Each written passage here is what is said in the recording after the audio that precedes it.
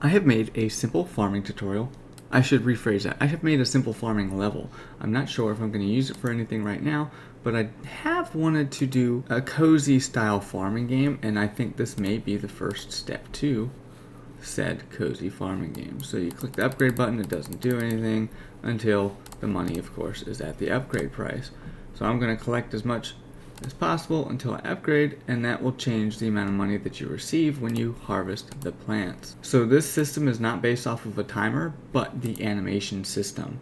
Keep this in mind that when the animation is finished, it enables a variable inside of the plant, and it also changes the glow or the outline to a white color so you know you can harvest the plant. It's a pretty straightforward system, and it works very well, and it's very, very lightweight. Each one of these plants is a different kind of plant, so that's the wheat. I know it's not real wheat. It doesn't look like wheat. I kind of just drew it up really fast, but wheat, regular wheat, wheat medium, and then wheat slow.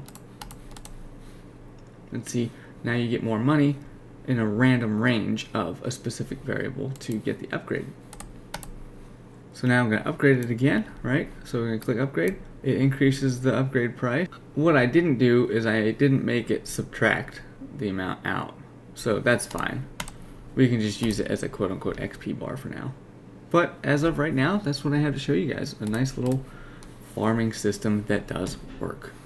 You guys have an awesome day. If you need any more information, I'd be more than happy to make a video afterwards. But as of right now, I don't have a whole lot of time today to record. So thank you very much. Please subscribe for more.